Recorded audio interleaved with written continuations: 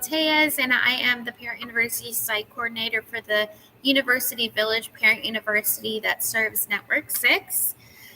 Again, we welcome you to a conversation with Red Cross about hands-on CPR.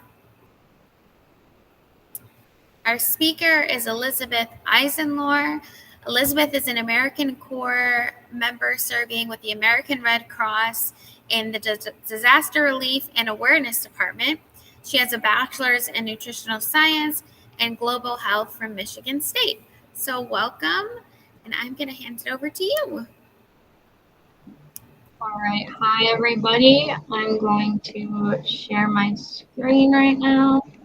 I can pull up the presentation for you guys. Will you just let me know when you can see the presentation? It's good to go. Perfect. Okay, so like we said, my name's Elizabeth. We're going to be talking about hands-only CPR. It's a type of CPR that basically just covers the compressions. It's not full CPR, it's not certified CPR, but it is still super important to know. So let's get started. Okay, so what is hands-only CPR? So hands-only CPR involves calling 911 or the designated emergency number and giving chest compressions. CPR generally, full CPR generally also involves rescue breaths, but hands-only CPR is just compression. So that's what we're going to be covering today. You're going to use hands-only CPR when you see somebody suddenly collapse and when the person is unresponsive or not breathing normally. So if the person is letting out shallow breaths or gasps of air that is not breathing normally, so that's when you're going to want to use hands-only CPR. You're going to want to jump into action immediately. Learning hands-only CPR can help save lives. So it's one of the first steps. It's not, like I said, it's not full CPR, but it can be super beneficial. It's the first step. It's the first chain in making sure that that person is receiving care and making sure that that person stays alive. And it only takes a few minutes to learn. So that's what we're going to do today. First, we're going to watch a quick video. Let me know if you can hear it all right.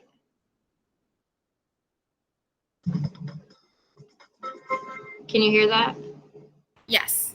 Perfect. Awesome. How to perform hands-only CPR. Cardiac emergencies can happen anywhere. Be prepared with a simple technique known as hands-only CPR. You can learn it in minutes, it's easy to remember, and it can help save a life. You will need the willingness to act and a few simple skills. Whenever possible, use disposable gloves when providing emergency care. Step 1. If you see someone suddenly collapse, check the scene for safety and then see if the person responds to you by tapping them on the shoulder and shouting, "Are you okay?" Step 2. Briefly look for breathing. Step 3. If they don't respond, call or send someone to call 911 or the local emergency number right away. Step 4. If the person is not breathing or is gasping, prepare to give chest compressions. Kneel beside them and put the heel of one hand on the center of their chest. Place your other hand over that hand, lacing your fingers together. Position your shoulders directly over your hands, keeping your arms straight and your fingers off the chest. Step 5. Push hard and fast, at least 2 inches, then let the chest rise completely before pressing down again. Don't take your hands off the chest, just your weight. Step 6. Keep going. Do not stop compressions until the person shows an obvious sign of life like breathing. The scene becomes unsafe. An automated external defibrillator or AED is ready. You're too exhausted to continue, or a trained responder takes over. Step 7. Get training and encourage others to do so by taking an American Red Cross health and safety course. Knowing full CPR, chest compressions, and breaths will enable you to help in other emergencies such as drowning and choking. Every household should have at least one person trained in life-saving skills. Did you know? Most people who survive a cardiac emergency are helped by a bystander. To find your local Red Cross chapter, visit redcross.org. Okay, so that's the end of that video. So now we're just going to go over basically what we just learned in that video. So the first thing that we do is this thing called check, call, care. So the first step is check. So when you see somebody fall down or somebody who you think might need assistance, the first thing that you want to do is check the scene. You don't want to rush into a scene that isn't safe or that you shouldn't be at. So if a person falls down and there's downed electrical wires around them, you don't want to go rushing into that scene. So the first thing that you want to do is make sure you want to be aware of your surroundings and you can make sure that you can go to that person. The second step is call. This is a really, really important step. So you're going to want to call 911 immediately so that emergency personnel can arrive on the scene. You don't want to be doing chest compressions for 20 minutes and then remember that you still haven't called 911. We tell people that a lot of people now have a smartphone. So if you can dial 911 and put it on speaker and set it next to you and then start chest compressions while you're on the phone, that's the best way to go about it. But if you can't, just dialing 911 or getting a bystander to call 911 while you start chest compressions is also super helpful. So now we're going to go over care. We're going to talk about hand and body positioning. So as far as hand positioning goes, you're going to want to put the heel of one hand in the center of the person's chest. So right on that breastbone, you're going to want to put the heel of it there. You don't want to put the whole hand there because then you don't get as much force and the force is spread out over your hand. If you use the heel, it's very centered and you get as much force as you can. And then you're going to want to put the other hand on top of the first hand and interlace your fingers like this. So when you push down, you're going to push down with this hand on top of this hand. It doesn't really matter which hand is on the bottom and which is on top, as long as there is one interlaced over the first hand. And then body positioning, as you can see in the photo, you're going to want your shoulders directly over your hands and your arms are going to be straight. You don't push like this, you let gravity do it for you. This will tire you out faster, so you want to make sure that you're just letting gravity assist you. You're pushing down 2 inches roughly and then letting the chest return to the normal position. Don't take your hand off, just let it rise to where it normally sits and start pushing again. And then push hard and fast. 2 inches is pretty hard to go or pretty far to go, and fast is roughly 100 to 120 beats per minute. So the way that I learned CPR in high school was that you can sing the beat of Staying Alive, which is 100 beats per minute, but there's a lot of songs that have that same metronome beat.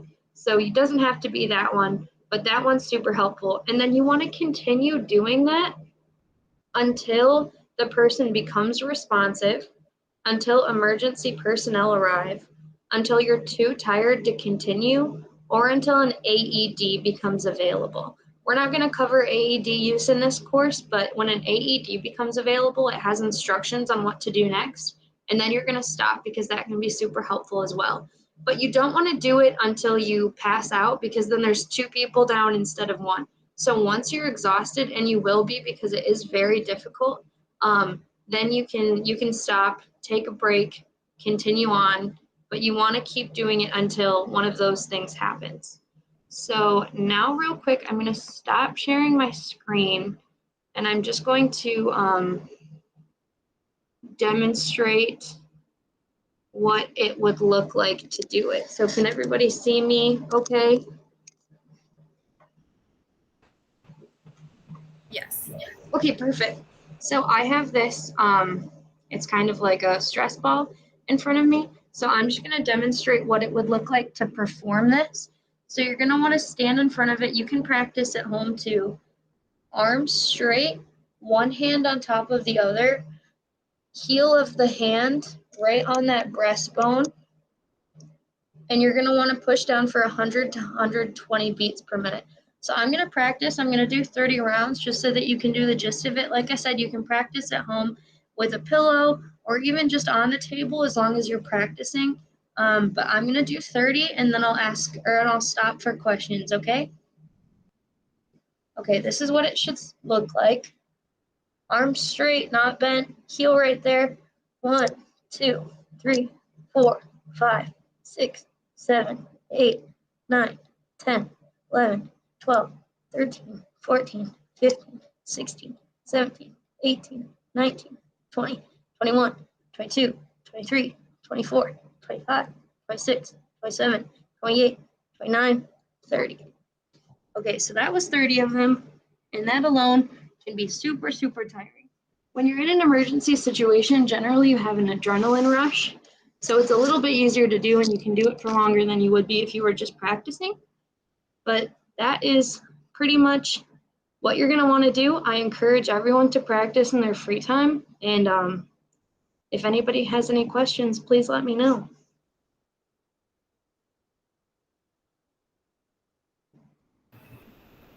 Are there any questions from anybody? If not, then I have a couple. So,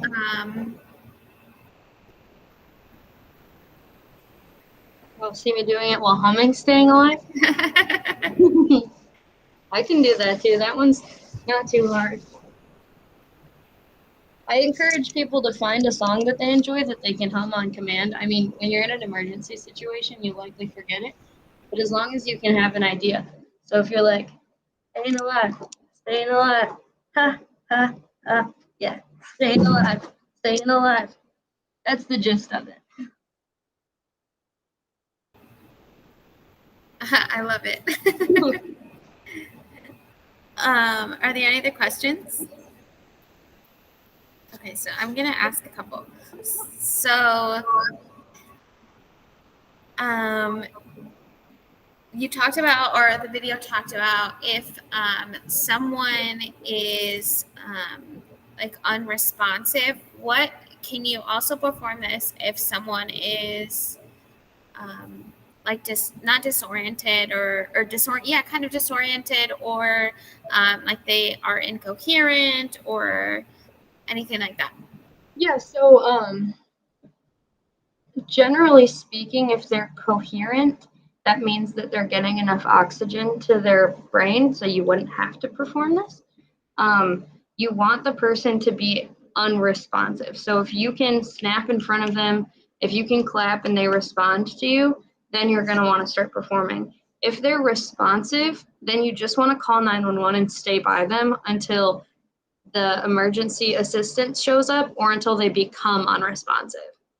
So if somebody is responsive to you, even if they're incoherent, even if they're not really sure what's going on, I don't recommend starting chest compressions, because that's going to cause a lot of pain for them that they don't, like, there's nothing that needs to be fixed in that moment. It's a lot of unnecessary pain. So I would say stand by them until they either become unresponsive and then start to perform chest compressions, or until emergency assistance shows up. But definitely still do the check and call of, if you see somebody fall, check your surroundings, make sure it's safe to approach them. And once you approach them and you determine that they need assistance, call 911. And then you can make that decision of whether or not to start chest compressions or wait until emergency assistance shows up, depending on if they're breathing okay and if they're responsive. Okay. And one of the other questions was, the video mentioned if you can wear gloves. What's the rationale behind that? So one of the things that comes in handy of wearing gloves is making sure that there's no germ, there's no your fluids aren't going to their fluids. There's a chance that they could throw up. If somebody, one of the questions that we get is what happens if the person starts to throw up because you're pushing so hard on them. In that case, you would turn them on their side and you would empty out their mouth. So wearing gloves comes in handy when you're doing that. You don't want unnecessary bodily fluid contamination. So you want to make sure that if you have gloves to put them on, they're not 100% necessary. You can wash your hands, you can put on hand sanitizer, but the rationale behind that is definitely just to keep germs from spreading. And if they start bleeding, if they were already bleeding, if there was some substance on them, if they throw up, that you don't get that on you as well and put yourself in harm's way. You want to make sure that you're keeping yourself as safe as possible. I want to stress that. You want to make sure that there's not two people that need assistance at the end of this and that it's just the one. Never put yourself in danger. Okay. And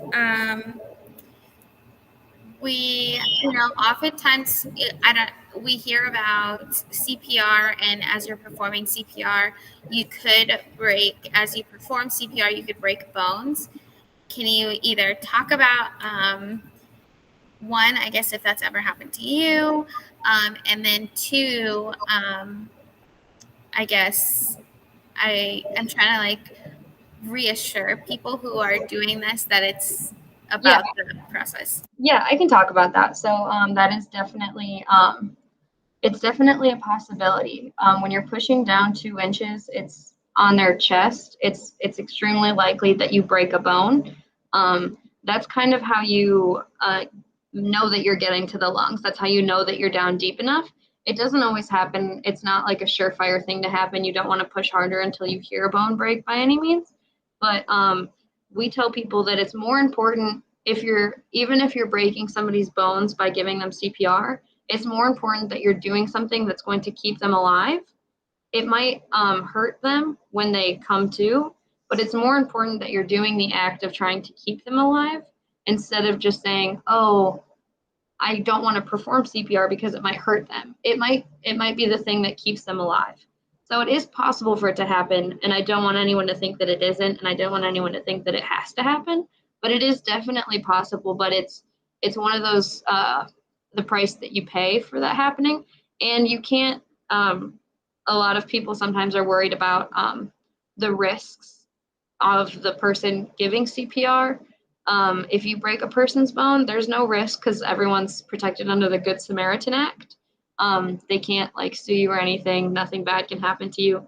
More times than not, they're just grateful that you attempted to save their life. So that's definitely, but it is definitely a possibility.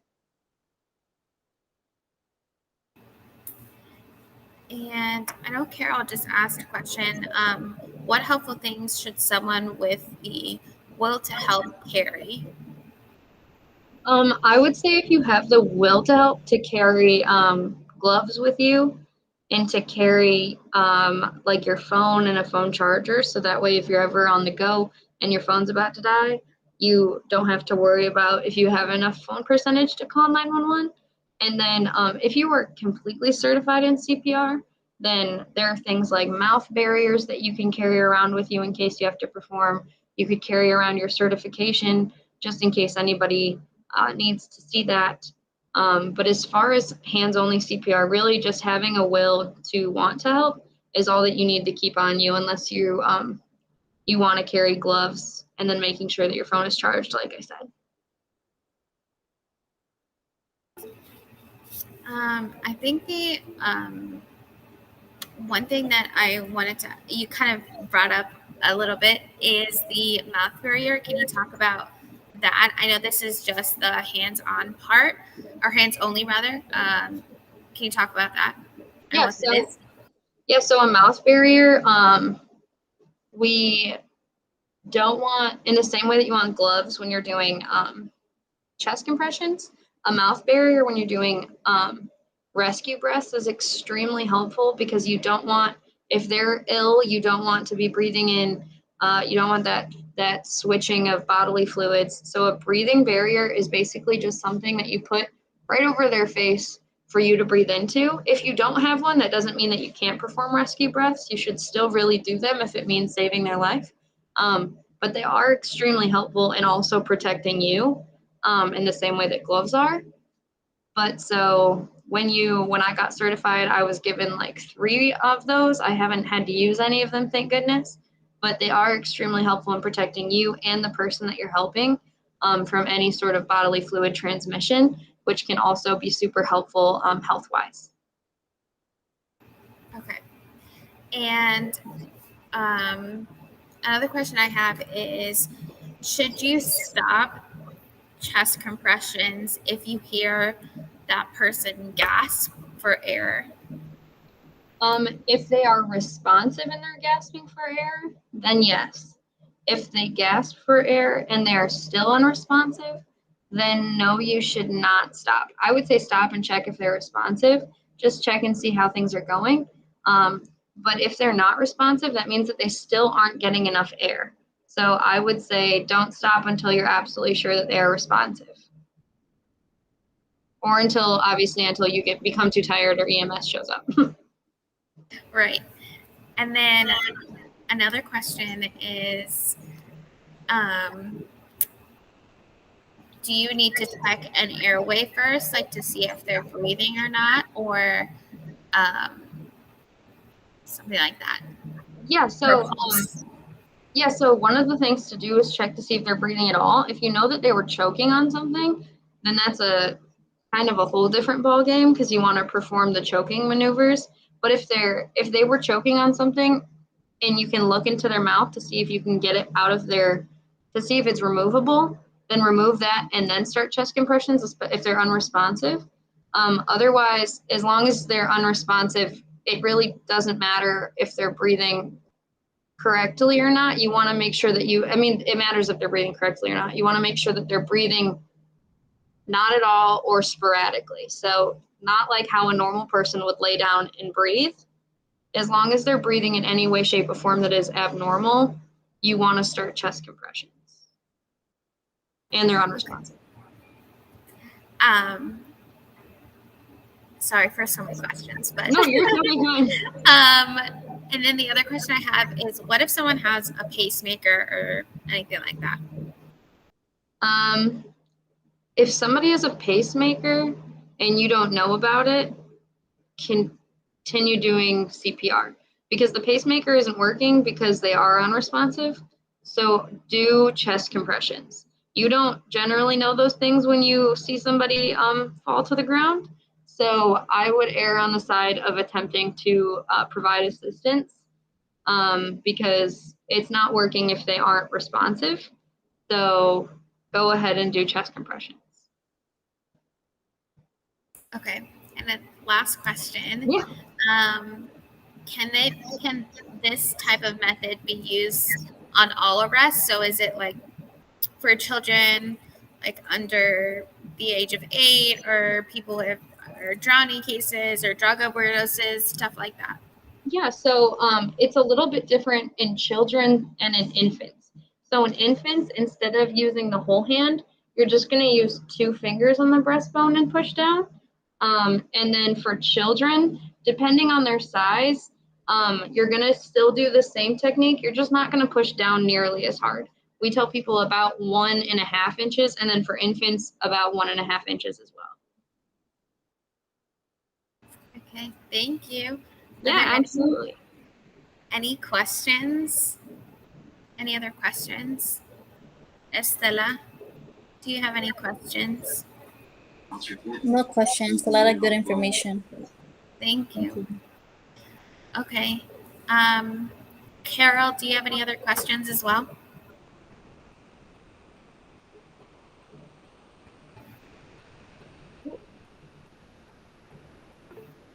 Okay, perfect.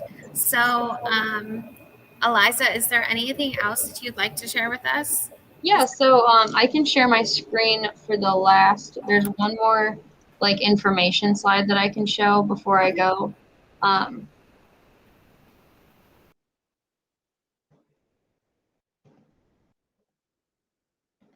Oops.